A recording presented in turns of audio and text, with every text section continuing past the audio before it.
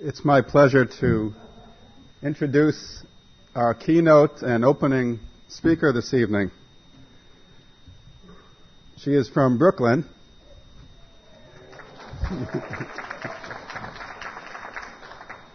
And she does Brooklyn proud.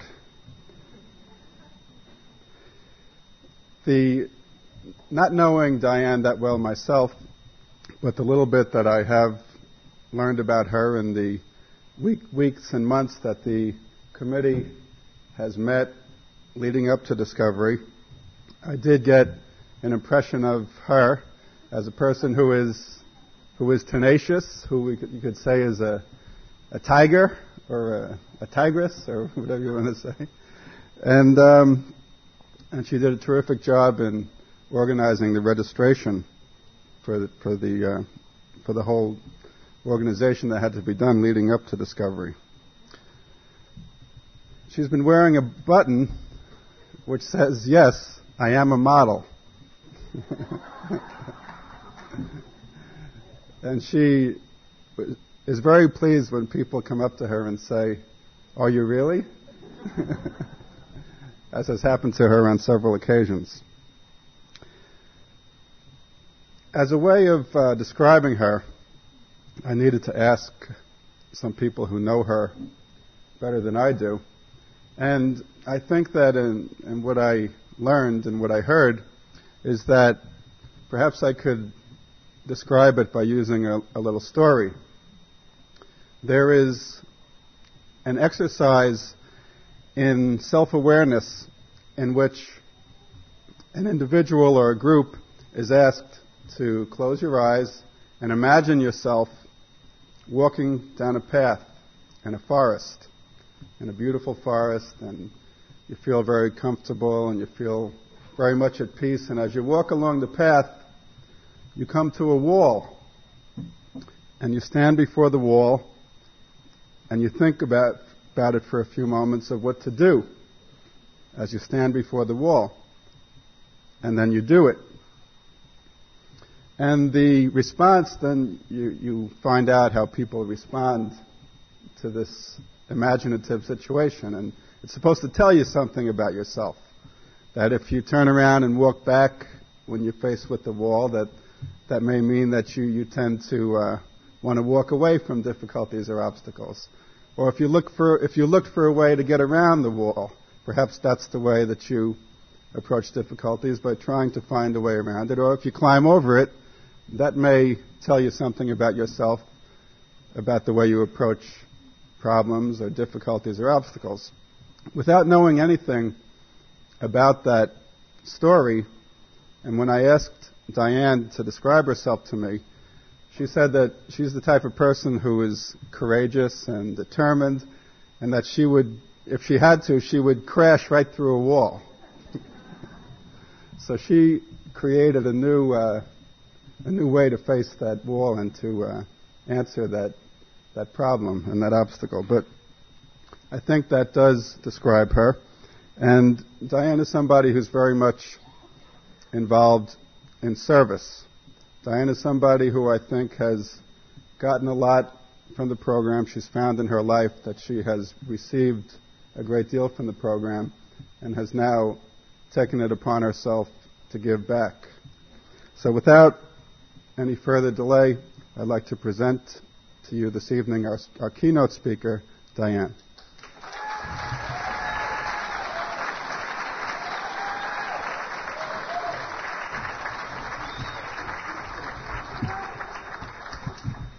Hi. If you just look around this room and you look at all the smiling faces, this is a blessing. This is a blessing for me, from my higher power. I'm totally overwhelmed to be here. I want to thank the committee for asking me to speak. I want to thank my family for all of their support. I'd like to thank my friends, which are all of you people here. And although I may not know all of you, you're the people that guide me through that brick wall that he spoke about. I thought about what I would speak about, and can you hear me okay? Yeah? Okay. I thought about what I would speak about, and you know when people speak and you kind of sit there and you wonder, well, she's going to be okay. She looks kind of young. I don't know what she really has to offer. And I thought about that, and I think that is what I have to offer, that I'm stopping the system. I'm ending that flow that goes from generation to generation. My father is sober, he's in the program. My sister's sober, she's in the program. My brother is sober, he's in the program. My mom is in Al-Anon. So for anyone that thinks that this isn't a family disease, think again. What I wanted to focus on is living life. When I first came into the room, you know, I'm sure we all have a lot of the same story. You know, we may not have all been married to the same person or grew up in the same home, but I think a lot of us share the same feelings. You know, I could sit here and tell you my times that I had while I was out there active, and by active I mean being active in my disease. You know, that was one of the first things that I learned when I came into the room.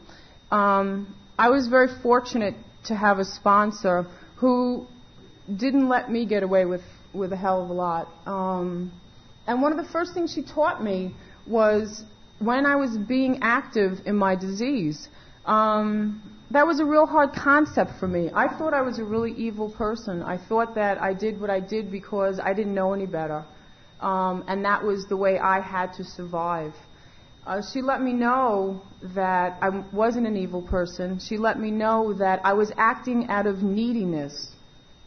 You know, it's real hard to sit down with someone who's not in the program and let them see who I really am. It's real hard to sit down with someone and to say to them, well, I've done this and I didn't know why. Why was I sleeping with people that I didn't want to sleep with? Why was I in abusive relationships far longer than I wanted to be in them? Why? Because I didn't know there was anything else. That's really sad when you think about it. And then I come into Al-Anon, and they tell me, oh, no, but you have choices. And I said, okay, that's cool. I said that for about 3 weeks. I have choices. I don't have to do this. I have choices. I don't have to do this. And then they didn't tell me the second part was you have choices, but then you have to take action. No, there were no choices anymore. That was it. We went back to having no choices. I think one of the gifts is that early in my program, I was blessed with a sense of a higher power, and by that I mean God in my life. It's real hard to go through brick walls. It's real hard to let go of anything or anyone if you're not sure that something else better is coming along. You know, I'm one of those people that if you tell me I'm wearing a blue dress, I want to see it and I want to feel it and I want to know that this is a blue dress. Well, when I came into Al-Anon, you know, you walk into a room when you're new, and everyone's laughing, which totally pissed me off at first. You know, I don't know what you people are laughing at, because this is not funny. And you know, when I see a newcomer in the room and they want to talk a lot, you know, and they want all the attention for themselves, and you give that to them, you know. That was me when I came into these rooms. And there are a lot of people in this room that I see now that were there when I first came in. My mom being the first one. She used to tell me, I would call her up and say, Mom, if so-and-so would just stop drinking, which of course none of you have ever said, right? If so-and-so would just stop drinking, my life would be a lot better. Mom, I don't understand why it's 3 o'clock in the morning and I'm locked out of my apartment. And she'd say to me, well, why did you give them the key? And I was like, well, because they said they would be home. That was like the 12th time. And my mom would say to me, Diane, why don't you try Al-Anon? And I tried it once. And I walked in, I think it was a 4th step meeting. I was out of there. There was no way that these people were talking about stuff that I had no concept of. I was out of there so fast. And, I go to open AA meetings and I hear people talking about reaching a bottom. I reached my bottom. I kept convincing myself that things would get better, that if I tried harder, that if I was prettier, that if I got thinner, that if I was better in bed, that if I was smarter, that this person would stop doing what they were doing and they would love me. And the bottom line is that didn't work. And the day that I realized it was the day that I was going to run this person over with my car. And that's a really scary thought because it finally clicked. It took that much for me to finally say, hey, maybe all the problem is not you. Maybe some of this problem is me. And that's a really hard thing to do. That's a really humbling experience when I finally had to look and say, what's my part in all of this? What have I contributed to being here? Of course, I didn't say that then. I just said, help! And I remember my first meeting, and I'm sure you can identify with this. I walked into a meeting, and I was furious. I was furious, first of all, that I had to be there. I was furious because I didn't know how else to be. Anger, I knew. Anger, it was a really easy thing for me to be. Yeah, I'm pissed. I could do that. I could be really pissed, or I could be really happy. But there was no in between. I walked into a meeting, and I cried. And of course no one's ever done that either, right? And I cried, and I cried, and I cried. And all of a sudden, when I left the meeting, that sense that you get, that feeling that, and it doesn't mean that anything in your life has changed. It just meant that some of that burden that I was carrying around was now being shared with 10 other people in that room. And 10 other people turned around to me and said, you're not alone anymore. 10 other people turned around to me and said, I know how much pain you're in. They said to me, let us love you until you can love yourself. Now, try hearing that when you first go into a meeting. That made no sense to me. Let you love me until I can love myself. I thought I was pretty cool. I thought I had it pretty much together. That wall that people put up so that you shouldn't really see what's going on underneath because I was too afraid to let anyone see that. Well, that was the beginning. And I went to 90 meetings in 90 days, and I got a sponsor, and I did all the things that I needed to do to feel better. And those things were going to meetings. Those things were keeping my mouth shut and listening. Those things were working the program, reading the literature. And to me, I call those things the basics of this program, reading the literature, going to meetings, making phone calls, getting a sponsor. What I wanted to bring here tonight is something that's really a risky thing to do, and that's to live life. When I came into the program, I was given the tools that I didn't have to live life.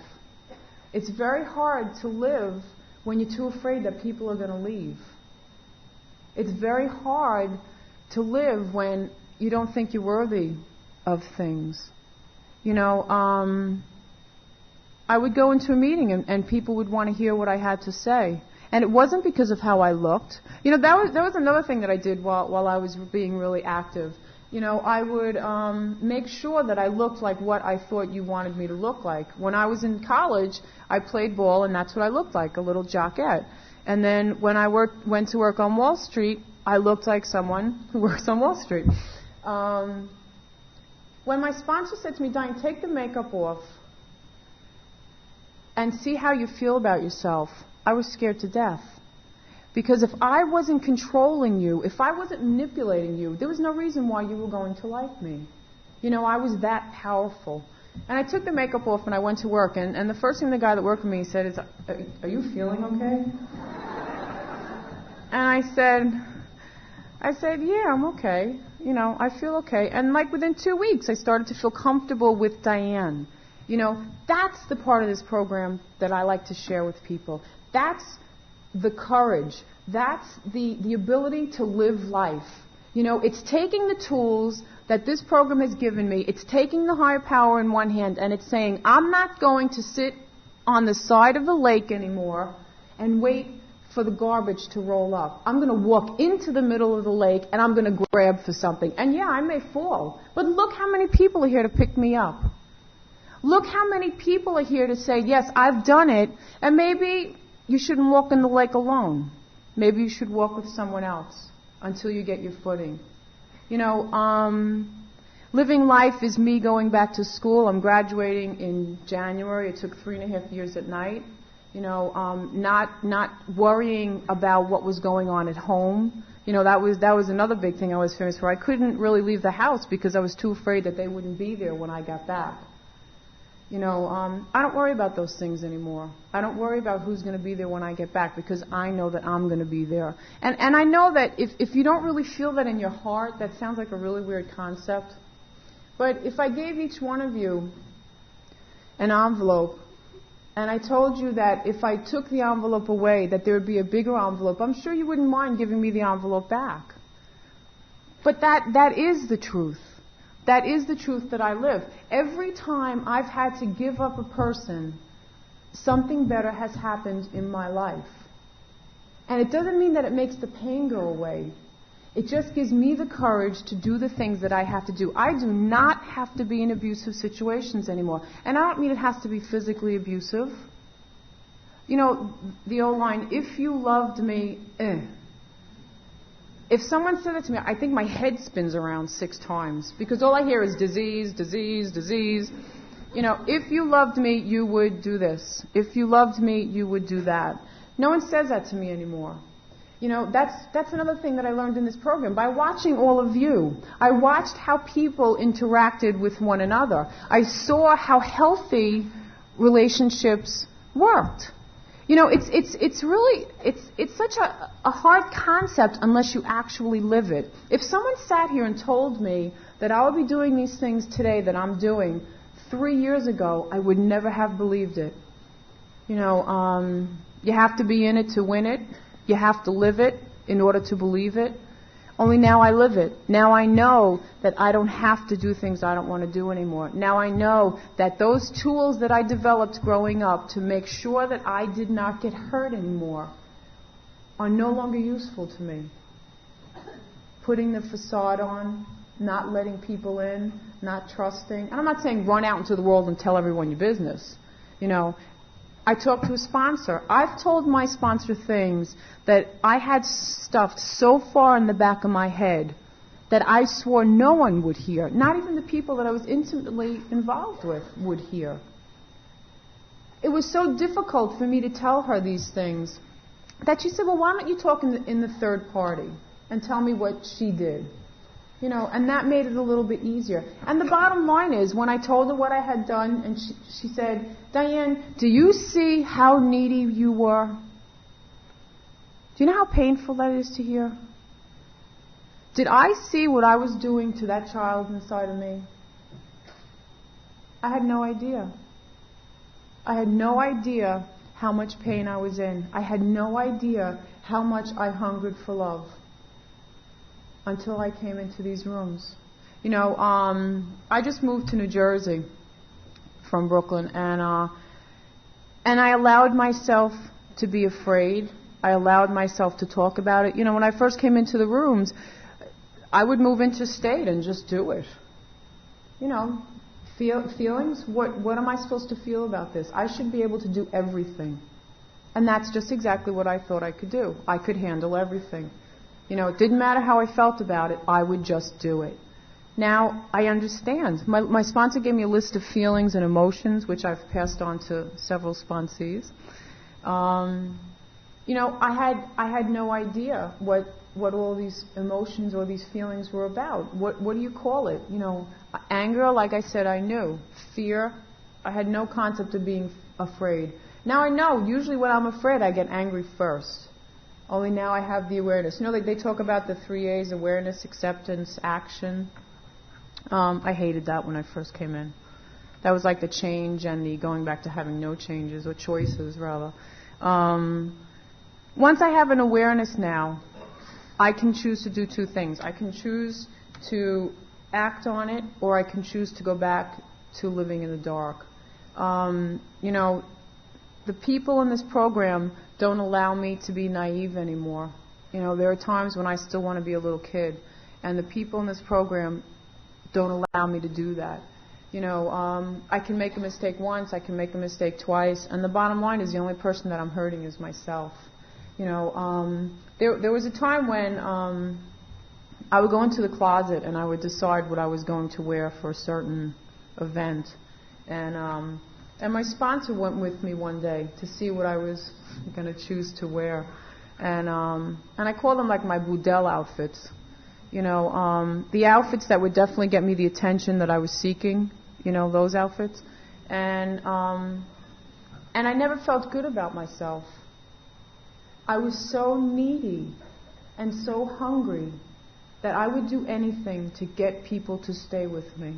I would do anything not to have people leave or to make you like me. A hard thing to do is just to be me. It's not so hard anymore because, now I like me.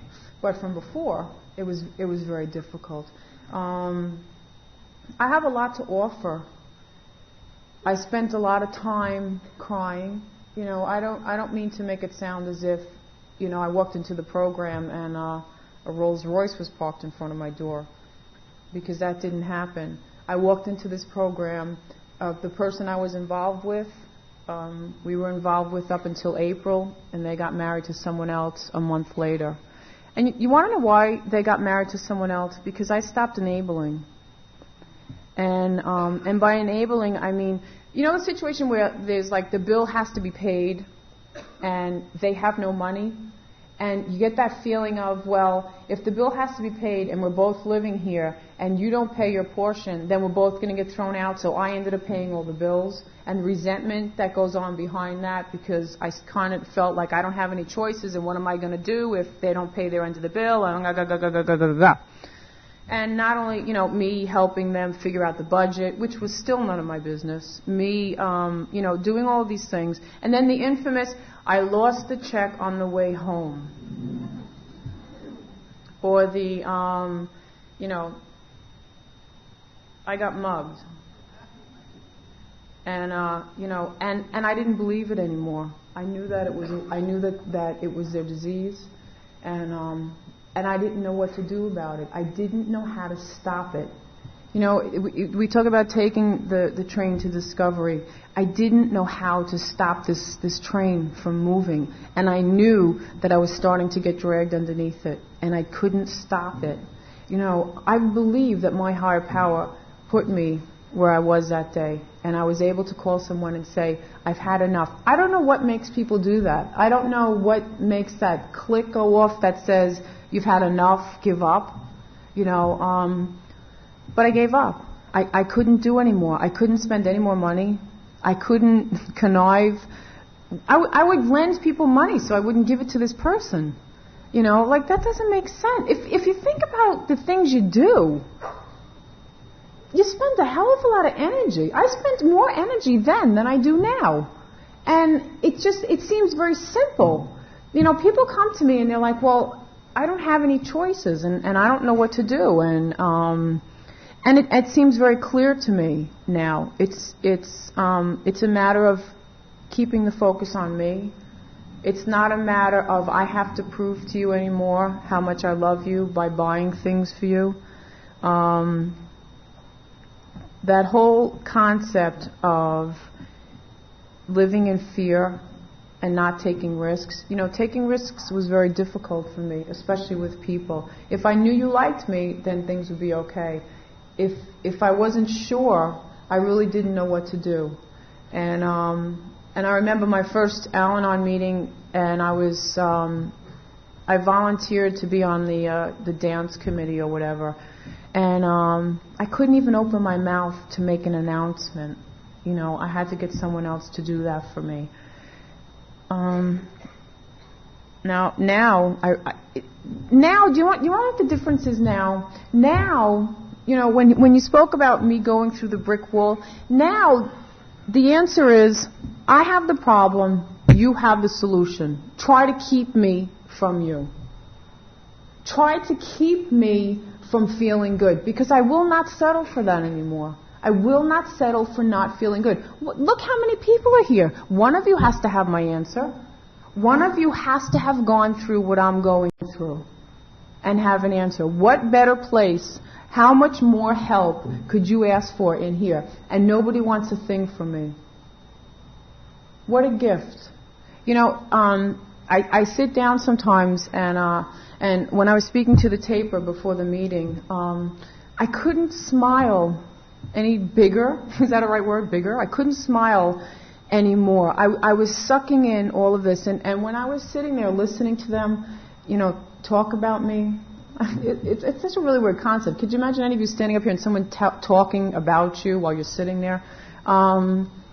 It's like a dream. When they talk about, you know, making your dreams come true, that's what this is. That's what this is all about for me. I don't have to sell Diane short anymore. I'm learning how to take care of the child that's inside. You know, all the awarenesses that I have gotten me to where I am today. That child inside that gets afraid, I can quiet her now, or I can get to a place where we can be quiet. I spoke at a friend of mine celebrated an anniversary in AA on Tuesday. She's been sober for 5 years. And she asked me to speak at the anniversary. And when I got up, I said, "Hi, my name is Diane, and I'm a grateful member of Al-Anon." Silence. And when I finished speaking, you know, I started off by quoting this song that I had heard on the radio before I got there. And the name of the song is "Strike It Up." And it talks about, you know, nobody's going to wear me down. Nobody's going to pull on my strings anymore. And the only way that people can do that is if I give them the power. I've taken the power back. See, that was one of the keys that I was first given. Diane, you know, and everyone hears that you bought the ticket, you took the ride, you know, the million and one analogies that they make. No, I gave you the power. I gave you the power to make me who I was. And now I took it back. You know, you spoke about being in service. Major, major, major change in my life. You know, my mom, again, I was having a difficult time, and it was probably after the first year I was in program, and I saw one of the people that I was involved with at a dance. And, you know, I rationalized it, and, you know, I worked through it.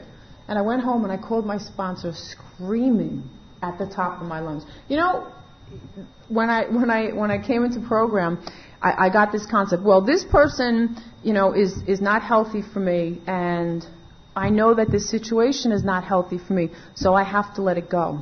And that made logical sense. I'm a really logical person. But how do you feel about it, Diane? No, this never came up. Well, I know that this person is no good for me, and I have to let them go, and now I'm going to get on with my life. But how do you feel about it, Diane? That night, I let my sponsor know how I felt about it. I was pissed. I wanted this person to... If you would have heard the things that came out of my mouth, I could not believe it. I want them to suffer! You know, I think, and that same night I was at a meeting saying, yes, and I have all this down pat, and everything's wonderful, and, you know, they should get on with their life, and I'm going to get on with my life. I want them to suffer! I hate them! It felt good. I meant every word of it. And then the next day you get up, and you go to an assembly meeting. Does everyone know what assembly meetings are? Yes? The third leg of this program. Service. If you can sit in a room full of people and do service and walk out and hug them, you have recovery.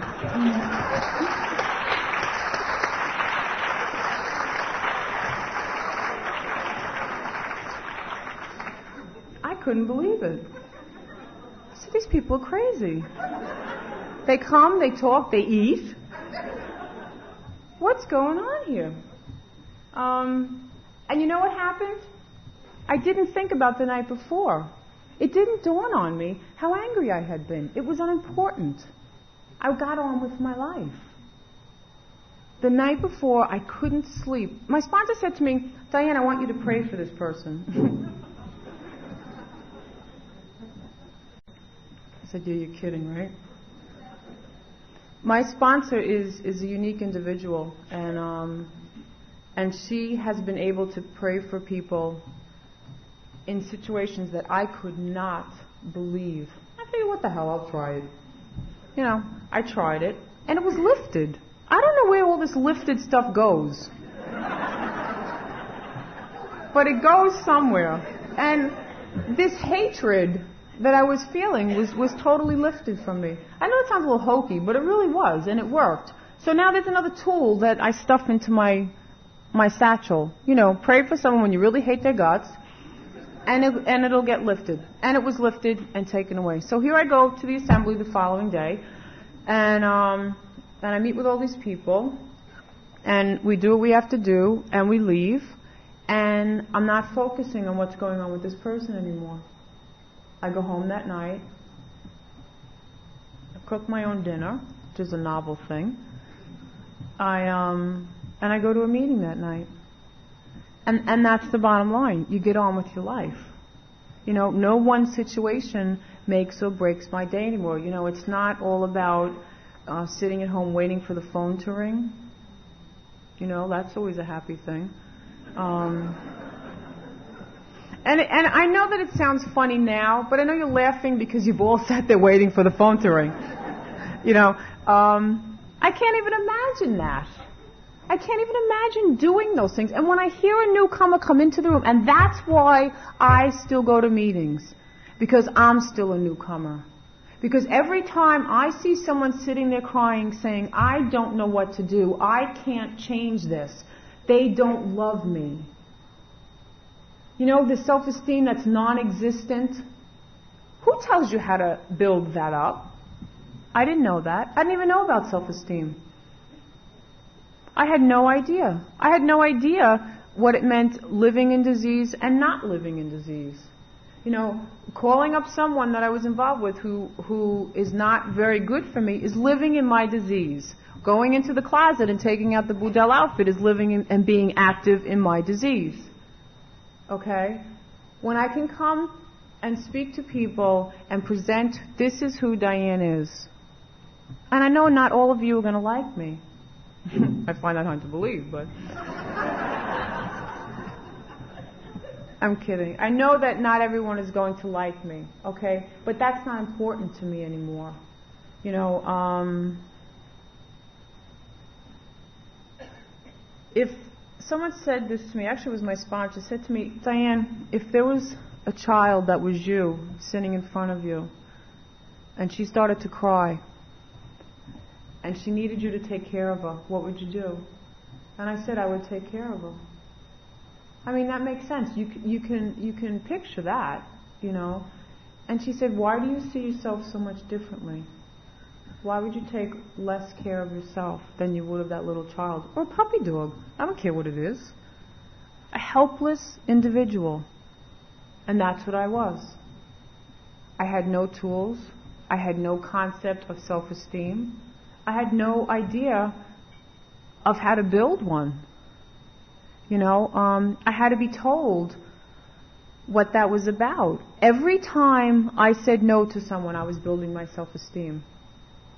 Every time I chose not to be with someone out of neediness, I was building my self-esteem.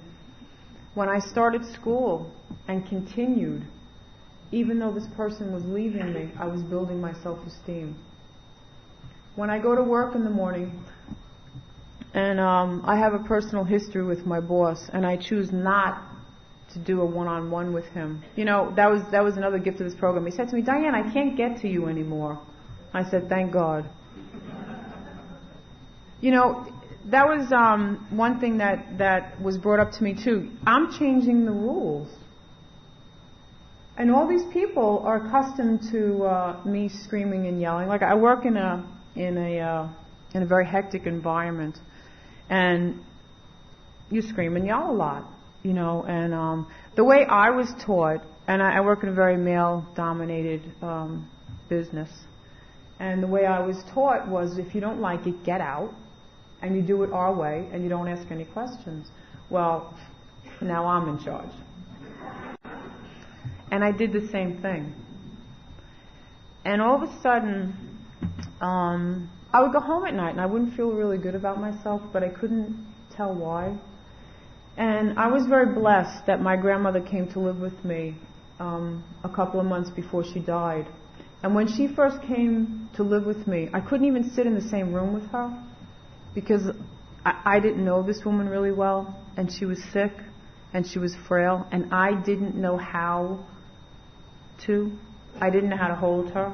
I didn't know how to be kind to someone and not expect something back or expect something from them. My higher power gave this woman to me as a gift because he showed me that I was a compassionate person. He showed me that I was a person who really cared. She would, it's a strange, I would get up in the morning, and I'm in work at 7 o'clock, and I would get up in the morning, and when she first came to live with me, she didn't have really good control of her facilities, I guess you can call it. And now picture me, I couldn't even sit with her, and now I have to change her diapers. And I would get up in the morning, and as she started to get better, I would get up and I'd be in the shower, and she'd come into the bathroom and sit down. And I'd get out of the shower stark naked, and she'd go, "You look great today."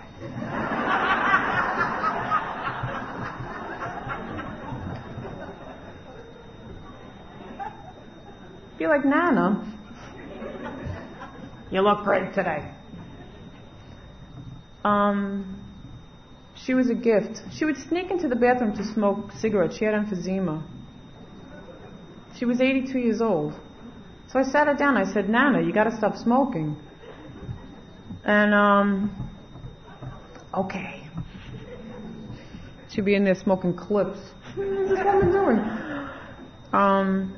I learned that I can care about other people.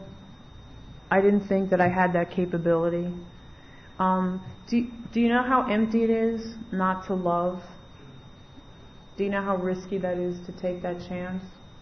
And my sponsor said to me, "Diane, as deep as that pain is inside your heart, as deep as that hurt goes, I promise you that those feelings of love will go just as deep if only you will let us in." Easy concept. If only you will let us in. That entails a lot. That means I have to let you see who I am. That means I have to trust you. Trust. Another big part of this program. And the way I trust people is I test you endlessly. Endlessly. I tested my sponsor endlessly. She would meet with me 3 or 4 hours a week at a time. We would go to dinner. We would meet at her apartment. We would sit in the car. 3 or 4 hours a week, maybe 5 if that's what I needed. And she would sit there and she would listen to me. And nothing I said was ever stupid. You know, I first came in, I would feel kind of icky about crying. You know, emotions, those dumb things. Like, you're being silly. She never said that to me. She told me that she loved me. She told me that I had a lot to offer. She told me that there was hope. She told me that if I could just do the things that I needed to do, that my life was going to get better. And it was with that trust that I was able to take this journey. It's hard when you first come in because you have nothing to hold on to, and all you have is your pain. And all I'm saying is, as you start to let go of the pain and you start to let the love in, it's not as scary anymore. If you were walking on a tightrope and they had a net underneath, I think it'd be a lot easier to do some of the tricks that they do than when you do it and there's no net underneath. And what I'm saying is that this program for me is the net underneath. And my higher power is that stick that you hold, that helps you keep balanced. And all of you help me stay balanced, just like I hope that I help you to stay balanced by what I have to offer. Living life. What I found was that when I came out of these assembly meetings, I could take what I learned there and bring it into the work world. What a unique concept. Because if I could do that there, I could do that in other places. I didn't have to beat your head in anymore to get you to do what I wanted you to do. Just like we do at the assembly meetings. No one beats anybody's heads in. But there are rules. There's no cross-talking.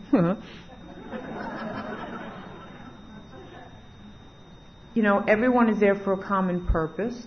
And that was one of the things they said to me too when I first came around was, get into service. It's the third leg. Now that sounds weird. Get into service, make coffee, pull out the chairs, clean up. You've all heard this a million times. And I didn't do that. I went right to being the group rep. But that's me. I don't always have to do things like everyone else does them. But my heart is in this program. My entire support group is in this program. People that I was affiliated with prior to being in program, they don't attract me anymore. That chaos, that insanity, living in insanity, dealing with people who are constantly living on the edge, not for me anymore. And it doesn't mean that I'm a boring person. Doesn't mean that I don't like to have fun. It means that my concept of having fun is different. Means that I've learned which people to pick. That was the big thing. I said to my sponsor, she said, I said, I don't ever want to be in this pain again. And she said, well, you'll learn how to make better choices. And I said, well, how will I make better choices? And she said, well, you'll learn who to trust. And I said, well, how do I learn who to trust? And she said, you learn to trust yourself. Now that's a unique concept again, because I was not trustworthy. I was very quick to say, well, if you didn't do this and you didn't do that, and I would never do that. That's a lie. There's not a lot that I haven't done. When I finally stopped pointing the finger at everyone else and looked at Diane, there was a lot that I had to make amends for. There was a lot that I had to make amends for to me, to my child, to the person that I wanted to become. She said to me, you can look at other people and qualities that they have and take them for yourself. It's kind of like I could build this whole person all over if I wanted to. I was like, okay, that's cool. I like this concept. I could do that. And I like that my sponsor is caring. And I like how she deals with me in a caring way. And that's one of the things that I want to do. So I took that into the workplace. So I no longer beat it into the people's heads who worked for me that they had to do what I wanted them to do. All of a sudden, I learned how to communicate with people.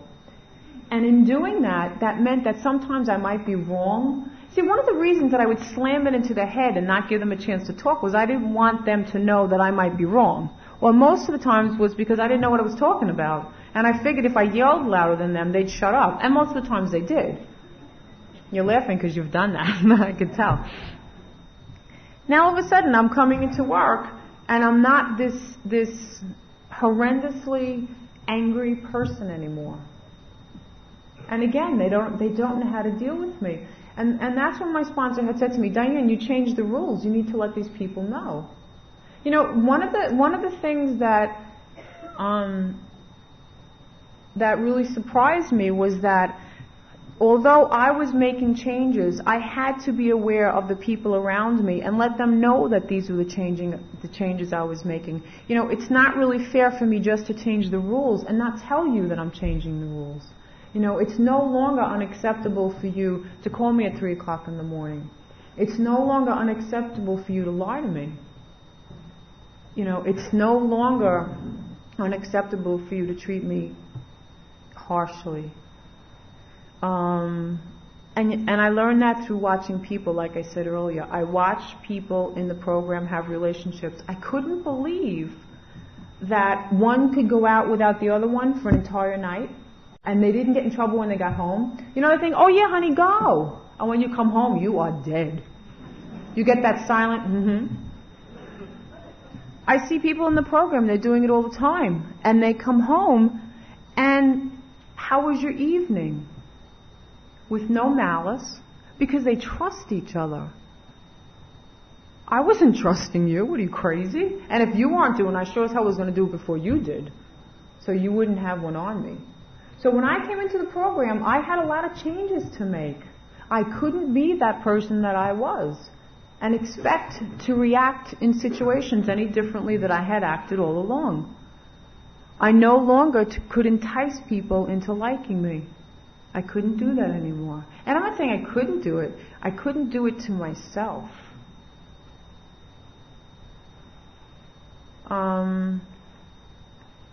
This is one of, I believe, the best times in my life.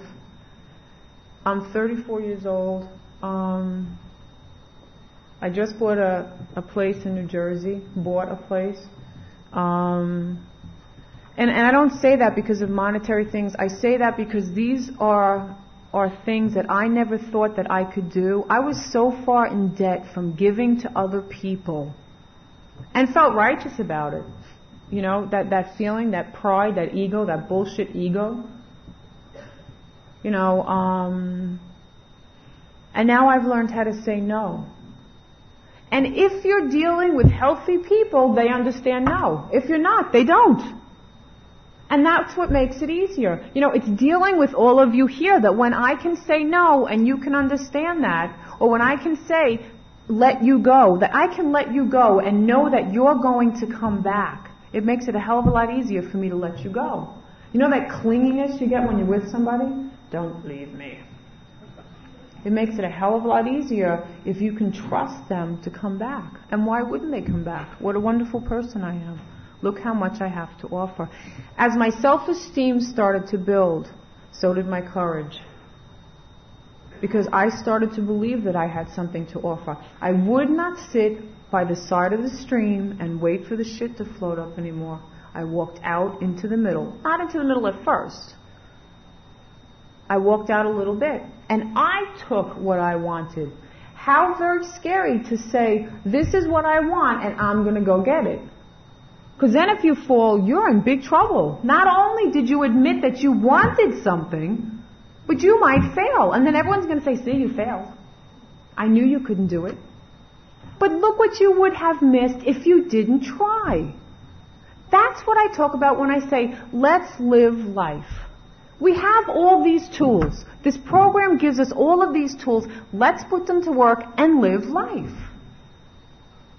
I get up in the morning, I get on the train, and I go to work. And I walk into work excited. And I thought there was something wrong with that. I said, but why should I be excited about work? I've been working in the same place for 10 years. Why shouldn't I be excited? I enjoy it. Why not be excited about life? Why not be excited with the fact that this is the only day that you might have? When my grandmother died, I had no concept of death. If someone in your life doesn't die, it doesn't mean anything. All of a sudden, I had a concept of how I wanted to treat people, because people leave.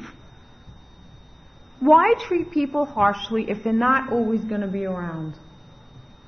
Why not treat people with a common respect? And I'm not saying that you always get it back, because I certainly don't. But I know how I feel about me. I know that when I sit there and I get into a screaming match with somebody at work, I feel horrible. It's not all about that tit for tat anymore. It's not all about, well, if I give, then you have to give. I give because I want to live. I want to give. I'm tired of sitting back and holding on to what I have because I'm too afraid you're going to take it. Well, the bottom line is, I bring my toys, we can all play, and when I want to stop playing, I take my toys and I go home. Doesn't mean I don't get to play anymore, though.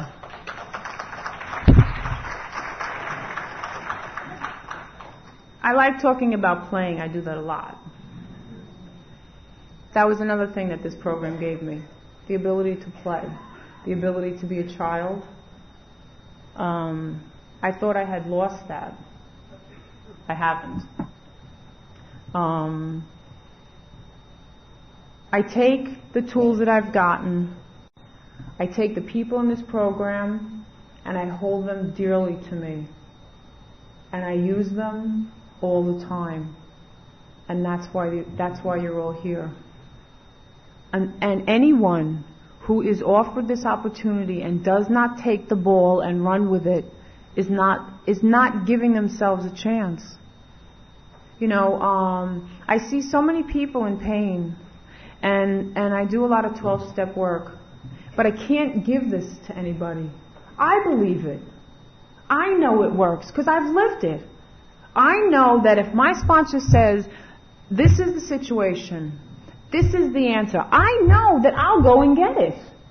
I don't want to be in pain anymore. I know I don't have to be in pain anymore. See, once you're given that gift, once you know you don't have to be in pain anymore, why would you want to be? Makes no sense. It's a very simple concept. Here's the problem, here's the answer. Find the shortest way to make the two meet. It's very simple. This whole program is very simple. We complicate it. I hate we. Ugh. I complicate it. You know, a lot of times she tells me, Diane, get back to the basics. Keep the focus on yourself. You know, I can tell when things start to get really chaotic in my life. I thought I had it all down pat, and that I was dealing with situations the way I needed to. And then all of a sudden, I couldn't breathe. I'm going, what's wrong, Diane? Oh, nothing. And I would go to a meeting and I couldn't breathe. And all of a sudden, I sat down with someone and they said to me, well, explain what's been going on for the past week. And I said, well, my sponsor left for a month. Well, how do you feel about that? Fine. Doesn't bother me. I held back those tears so hard that I was choking myself. I would rather choke than tell you that I'm going to miss you. I'm not going to give you that power. Only I had a little confused. Me being needy and you being there for me doesn't give you the power anymore. See, there's like a very thin line that I didn't distinguish at that point. You know, I felt like a little kid telling her that I was going to miss her and that I wanted her in my life. I hate that. I hate being vulnerable. I hate it. But in order for me to grow in this program, I am vulnerable. I need all of you people. I need all of the love that you give me. Last year I did the registration and I left right after I left during the closing because I couldn't handle all the emotion that was going on. This year I think I'm going to tape it. You know, I grew up in an environment where there were not a lot of emotions, you know, and you know, my dad coins the phrase, you know, all that garbage. And that's just how I felt, you know, the emotions and all that junk. It's real hard for me to tell someone I love you.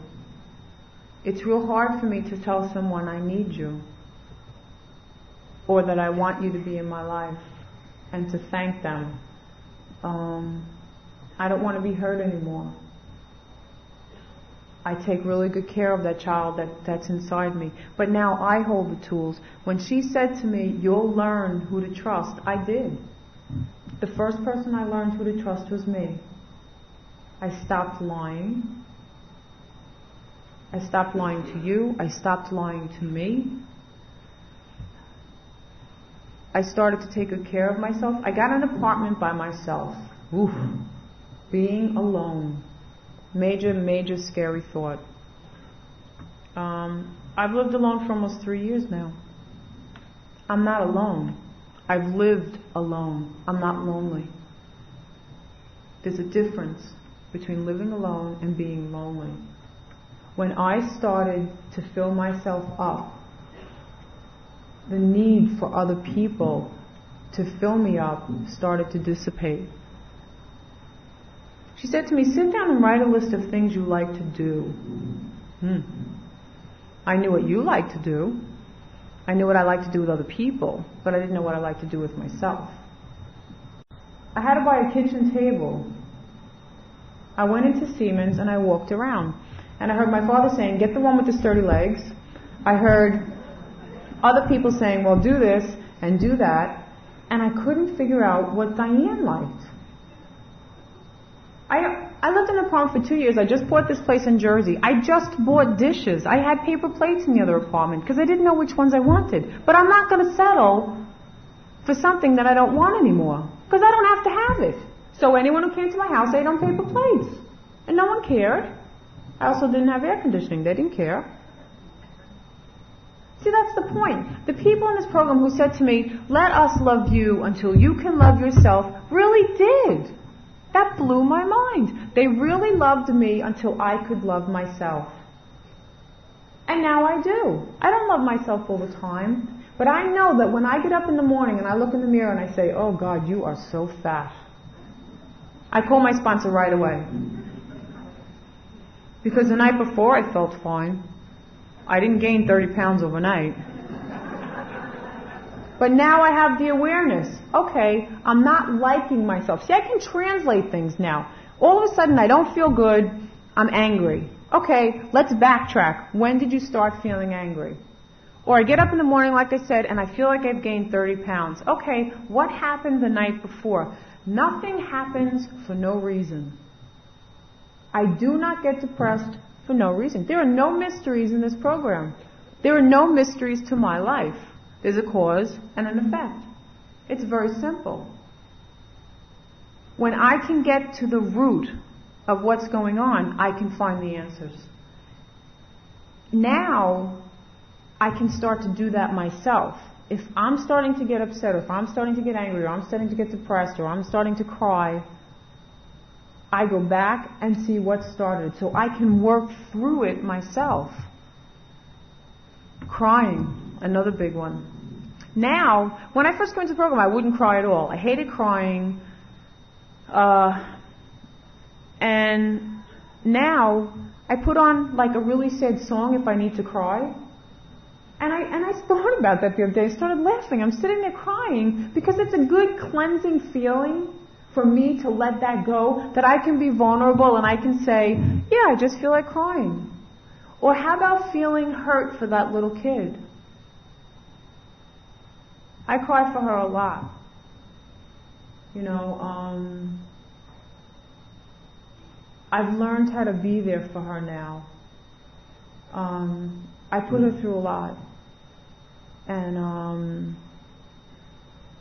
with the help of everyone in this program, I've learned how not to be cruel to her anymore. I don't turn my back on myself and walk away. You know, if you build it, he will come. You know, you saw that in that movie. I've gotten the tools, and I've started to build the person that I want to be. And I don't have to give that up for anybody anymore. You know, I'm very blessed. I'm not coming into this program 30 years from now. I'm coming in now. That means I get so many more years to enjoy. I can actually enjoy life. You know, there was this time too when I had to feel like I worked hard enough in order to have a good time that night. You know, that that reward thing. Like, if you don't really work hard, you don't deserve to have a good time. I said, well, what do rich people do? They must be miserable. I said, I can never be rich because I could never just always have a good time. Picture, that's a weird concept. How do you always have a good time? And I sat down with someone and I said, you know, I don't understand this. I'm fairly successful at my job. I'm in a relationship that I consider to be healthy, and I'm happy. I have my own place. I feel good about who I am. And yet, there are times when I just don't feel happy. And And she said to me, well, what are you afraid of? And it took a while before I could say, I'm afraid that it's going to go away. Well, look how much time I was wasting being afraid it was going to go away, that I didn't get to be happy. You know, I took a class last semester. Should I stop soon? 6 minutes? Okay. I took a class in school, and I was doing some special ed, and I was working with handicapped kids. And if I ever appreciated the things that I had on a physical level, it was when I worked with those kids. Through this program, I'm no longer emotionally handicapped. I've been given the tools. I make choices. I make better choices. I've learned who to trust. I've learned to trust me. I'm very lucky that my family's in programs, so we've all gotten much closer. I say a lot, right?